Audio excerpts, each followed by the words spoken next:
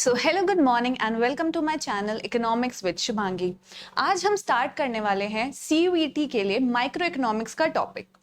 तो micro economics में हमें इंट्रोडक्शन के चैप्टर में दो बहुत ही मेजर पोर्शन दिए गए हैं, जो कि है micro economics and macro economics, और दूसरा टॉपिक है हमारा central problems of an economy. तो हम यहाँ पे माइक्रो इकोनॉमिक्स की जब शुरुआत करेंगे तो हमें कुछ बेसिक टर्म्स या बेसिक कॉन्सेप्ट्स पता होने चाहिए। तो सबसे पहले तो हम उन बेसिक कॉन्सेप्ट्स को पढ़ेंगे, फिर उनसे रिलेटेड जो थोड़े बहुत एमसीक्यूज होंगे जो हमारे सीयूईटी के लिए इंपॉर्टेंट होंगे, हम उन पे फोकस करेंगे। तो चलिए स्टार्ट करते हैं। सबसे पहला कॉन्सेप्ट है हमारा इकोनॉमी। जब हम इकोनॉमिक्स पढ़ रहे हैं तो हमें पता होना चाहिए कि इकोनॉमी और इकोनॉमिक्स में डिफरेंस होता क्या है। तो इकोनॉमी क्या होता है? Economy is a system. जब भी हम इकोनॉमी की बात कर रहे हैं तो हम एक पूरे सिस्टम की बात कर रहे हैं। सिस्टम क्या होता है? सिस्टम होता है जहां पे इंटर रिलेटेड या इंटरडिपेंडेंट चीजें होती हैं। तो हम जब इकोनॉमी की बात करते हैं तो हम उसको एक सिस्टम मान के चल रहे हैं। दूसरा, it exist at a particular place. Economy जो होती है वो किसी पर्टिकुलर जगह की बात हो रही है। जैसे अगर हम इंडिया की बात कर रहे हैं तो हम इंडियन इकोनॉमी की बात कर रहे हैं। अगर हम अमेरिका की बात करेंगे तो हम अमेरिकन इकोनॉमी की बात करेंगे। एंड थर्ड पॉइंट है, it defines the standard of economic activity. यहाँ इकोनॉमिक एक्टिविटी एक बहुत ही इंपॉर्टेंट टर्म है जो कि हम नेक्स्ट स्लाइड में पढ़ेंगे। बट अभी हम ये समझ लेते हैं कि इकोनॉमी क्या होता है। एक सिस्टम है जो कि पर्टिकुलर प्लेस पे होता है और डिफाइन करता है उस जगह की इकोनॉमिक एक्टिविटीज को। सेकेंड है इकोनॉमिक्स। इकोनॉमिक्स क्या है? इकोनॉमिक्स एक सब्जेक्ट है। हम लोग जैसे मैथ्स पढ़ रहे हैं, हिस्ट्री पढ़ रहे हैं, सब सब्जेक्ट्स हैं, वैसे ही इकोनॉमिक्स भी हमारा एक सब्जेक्ट है। उस सब्जेक्ट में हम क्या पढ़ते हैं? About economic activities. ये एक ऐसा सब्जेक्ट है जिसमें हम इकोनॉमिक एक्टिविटीज के बारे में पढ़ते हैं। नेक्स्ट हम आते हैं अपनी इकोनॉमिक एक्टिविटी। जो हमने पढ़ा दोनों डेफिनेशन में इकोनॉमिक एक्टिविटीज एक बहुत ही इंपॉर्टेंट टर्म था। तो यहाँ पे हम आते हैं कि इकोनॉमिक एक्टिविटी होती क्या है। लेकिन उससे पहले हम जानेंगे कि इकोनॉमिक एक्टिविटी आया कहाँ से। तो इकोनॉमिक एक्टिविटी आया हमारा ह्यूमन एक्टिविटी से। ह्यूमन एक्टिविटी मतलब जब भी कोई इंसान कोई भी एक्टिविटी कर रहा है तो उसको कहा जाएगा ह्यूमन एक्टिविटी। और ह्यूमन एक्टिविटी दो पार्ट्स में क्लासिफाई की गई है, economic activity and non economic activity. तो अब पढ़ते हैं इकोनॉमिक एक्टिविटी क्या होती है। It refers to a human activity related to production and consumption of goods and services for economic gain. Economic activities वो सारी activities होती हैं जो कि हम कुछ भी कमाई करने के लिए या कुछ भी earn करने के लिए कर रहे हैं। कोई प्रोडक्शन, कंजम्पशन, कोई भी एक्टिविटी जो हम अर्निंग के पर्सपेक्टिव से करते हैं तो उसको कहते हैं हम इकोनॉमिक एक्टिविटी। सेकेंड है इकोनॉमिक मोटिव। इकोनॉमिक मोटिव मतलब मॉनेटरी गेन के लिए। कोई भी मॉनेटरी गेन के लिए कर रहे हैं, हमारा मोटिव क्या है? हमारा मोटिव है कुछ भी अर्न करना, तो वो हो गया हमारा इकोनॉमिक मोटिव। थर्ड है creation of wealth and assets. जब हम इकोनॉमिक एक्टिविटी की बात कर रहे हैं तो वहां पे हम कुछ ना कुछ असेट्स का क्रिएशन कर ही रहे होंगे। कहीं प्रॉपर्टी इंक्रीज हो रही होगी, कोई असेट में इंक्रीमेंट आ रहा होगा, तभी वो इकोनॉमिक एक्टिविटी में काउंट होगा। और फोर्थ पॉइंट है adds value to national income. मतलब जब भी हम इकोनॉमिक एक्टिविटी की बात करेंगे तो इसमें वो सारी एक्टिविटीज आएंगी जो कि हमारे नेशनल इनकम में काउंट होंगी। अब हम आते हैं हमारे नेक्स्ट पॉइंट पे जो कि है नॉन इकोनॉमिक एक्टिविटी। तो नॉन इकोनॉमिक एक्टिविटीज क्या है? Activities performed gladly with the aim of producing services to others without regard of monetary gain. मतलब इसमें वो सारी एक्टिविटीज आएंगी जो कि हम कर रहे हैं सिर्फ अपनी खुशी या सेटिस्फैक्शन के लिए, ना कि कोई मॉनेटरी गेन के लिए। सेकेंड है social and psychological motive. Economic क्या था? यहाँ पे हमारा इकोनॉमिक मोटिव था इकोनॉमिक एक्टिविटी में, बट नॉन इकोनॉमिक में हमारा सोशल एंड साइकोलॉजिकल मोटिव आता है। मतलब सोशल मोटिव मतलब कोई भलाई, या साइकोलॉजिकल मतलब कोई हमें सेटिस्फैक्शन मिल रहा है, खुशी मिल रही है, वो आएगा नॉन इकोनॉमिक एक्टिविटी में। दूसरा है सेटिस्फैक्शन एंड हैप्पीनेस। अगर हम देखें यहाँ पे creation of wealth and assets था, बट यहाँ कोई creation of wealth and assets नहीं होता है। यहाँ पे सिर्फ क्या होता है? यहाँ पे सिर्फ हमें सेटिस्फैक्शन मिलता है या हम अपनी खुशी के लिए कर रहे हैं। और लास्ट पॉइंट क्या है? ये नॉन इकोनॉमिक एक्टिविटी कभी भी नेशनल इनकम में काउंट नहीं होगी। अब जब हमने इकोनॉमिक एक्टिविटीज और नॉन इकोनॉमिक के बीच में डिफरेंस समझ लिया, तो अब हम आते हैं कि इकोनॉमिक एक्टिविटी होती कितनी टाइप की है। तो इकोनॉमिक एक्टिविटीज हमारी 4 टाइप की होती हैं, और वो 4 क्या क्या है? Production, consumption, investment and exchange. जब भी हम कोई कमाई कर रहे होते हैं तो वो कहीं ना कहीं इन्हीं चारों फील्ड्स में रिलेटेड होती हैं। क्या क्या? Production, consumption, investment and exchange. अब यहाँ एक बार हम समझ लेते हैं जल्दी से कि होता क्या है। प्रोडक्शन मतलब कोई भी चीज का क्रिएशन। प्रोडक्शन को हम क्रिएशन ऑफ यूटिलिटी भी कहते हैं। जब भी हम कोई चीज बना रहे हो उसको हम कहेंगे प्रोडक्शन। Second, consumption. कंजम्पशन क्या होता है? कोई भी चीज का यूटिलाइजेशन। कंजम्पशन में सिर्फ चीजों को खाना या यूज करना नहीं, इसमें सारी चीजें आएंगी। आप किसी भी वे में किसी भी चीज को कैसे भी यूटिलाइज कर रहे हो, या आप बेसिकली उसकी डिमांड कैसे कर रहे हो, वो आएगा कंजम्पशन में। थर्ड पॉइंट है इन्वेस्टमेंट। इन्वेस्टमेंट का मतलब जब आप अपनी इनकम का कुछ पोर्शन कहीं पे लगाते हो, किस हिसाब, क्या सोच के, ताकि आप कुछ उसके रिटर्न में अर्न कर सको, तो वो होता है इन्वेस्टमेंट। और एक्सचेंज क्या है? एक्सचेंज होता है sale and purchase of goods and services. और सेल कब पॉसिबल होगा? जब ये तीनों चीजें हो रही होंगी। अब हम आते हैं कि हम इकोनॉमिक्स समझ लिया होती क्या है, पर इकोनॉमिक्स पढ़ते क्यों हैं? इकोनॉमिक्स पढ़ने का एक बहुत ही मेजर कारण होता है स्कैर्सिटी। क्या होता है? स्कैर्सिटी। अब स्कैर्सिटी क्या होती है? Scarcity it refers to the limitation of supply in relation to demand for a commodity. Limitation का मतलब क्या होता है? लिमिटेशन का मतलब होता है किसी भी चीज की कमी। कमी किसकी? कमी होगी यहाँ सप्लाई की। किसके कंपैरिजन में? डिमांड के कंपैरिजन में। डिमांड का क्या मतलब होता है? डिमांड का मतलब होता है जब भी हम कोई चीज मांग कर रहे हो, और सप्लाई मतलब जब हम कोई चीज प्रोवाइड कर रहे हो। सप्लाई कौन करता है? सप्लाई करते हैं प्रोड्यूसर्स। और डिमांड कौन करता है? डिमांड करते हैं कंज्यूमर्स।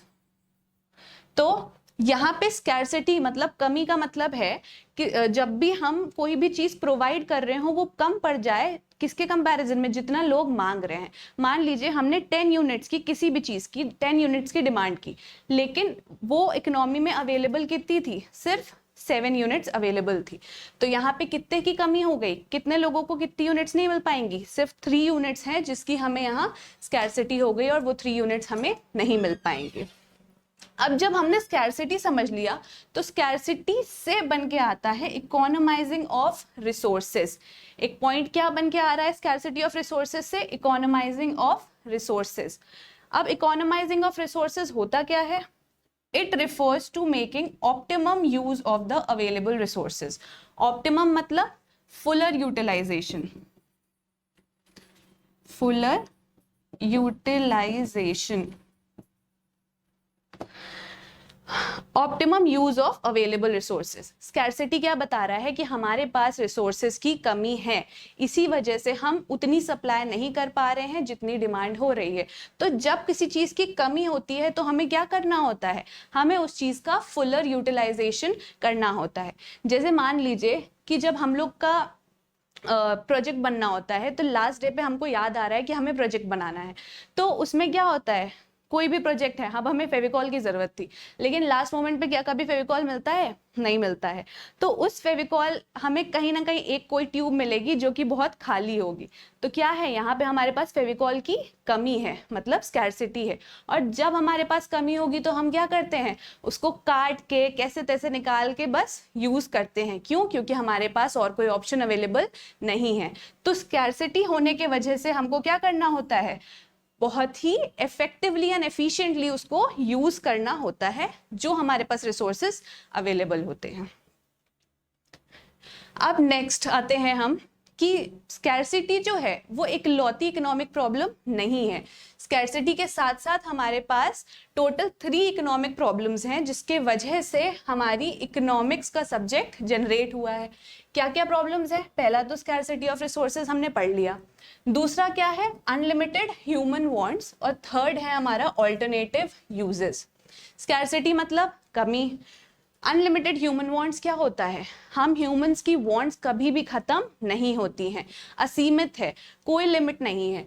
तो यहाँ पे जब भी हमें एक चीज मिल जाएगी तो हम क्या कहेंगे कि हमें दूसरी चीज चाहिए, वो मिल जाएगा तो तीसरा चीज। स्मार्टफोन, पहले नोकिया के फोन थे, अब क्या हुआ, अब जैसे जैसे इंप्रूवमेंट हो रहा है वैसे हमारी डिमांड्स बढ़ती जा रही हैं। अब हमें एक और स्मार्टफोन चाहिए, फिर हमें उससे महंगा स्मार्टफोन चाहिए, फिर नेट हमें अच्छा चाहिए। तो ये क्या होता है, हमारी वांट्स कभी भी खत्म नहीं होंगी, और खत्म तो नहीं होंगी, साथ में क्या होता है, अलग अलग यूजेस भी होते हैं।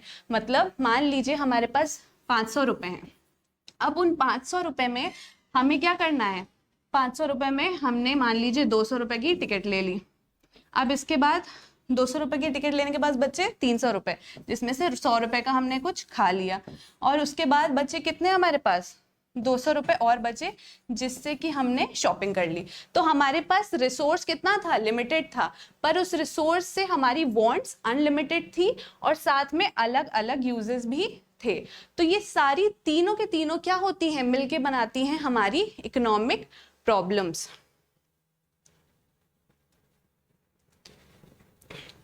तो ये बेसिक कॉन्सेप्ट्स, ये सारे हमारे बेसिक कॉन्सेप्ट्स थे जो हमने पढ़ लिए हैं।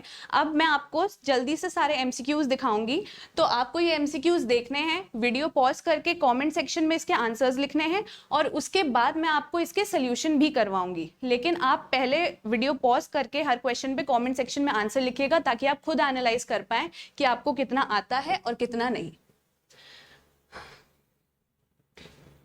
वीडियो पॉज करते रहिएगा और कमेंट सेक्शन में आंसर लिखते रहिएगा।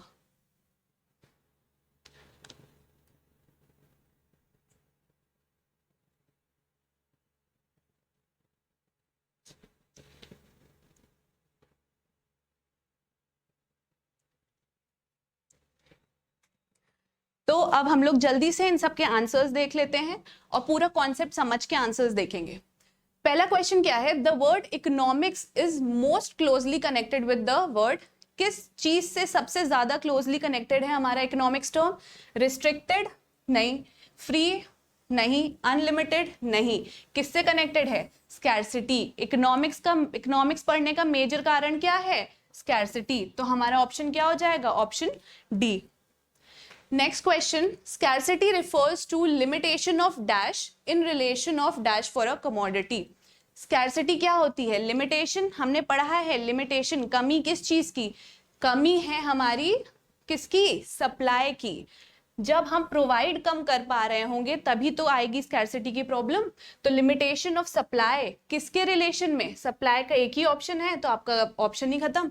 फर्स्ट ऑप्शन सी हमारा आंसर हो जाएगा, limitation of supply in relation to demand for a commodity. जितनी डिमांड हो रही है उसके कंपैरिजन में क्या है, हमारी सप्लाई कम है। Next question, the fundamental economic problem being faced is, economic problem, basic economic problem जो हम फेस कर रहे हैं वो क्या है, limited wants and unlimited resources. क्या रिसोर्सेज हमारे अनलिमिटेड है, नहीं, रिसोर्सेज हमारे लिमिटेड हैं।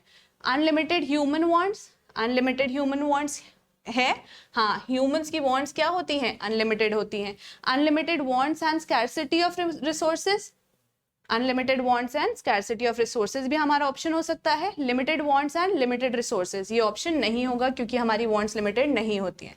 तो सबसे क्लोजली कौन सा है ऑप्शन कनेक्ट हो रहा, ऑप्शन सी हमारा आंसर हो जाएगा। अब next, the law of scarcity. Law of scarcity क्या कहती है, law of scarcity does not apply to rich developed countries. ऐसा तो कहीं मेंशन नहीं है कि रिच डेवलप्ड कंट्रीज में नहीं होगी।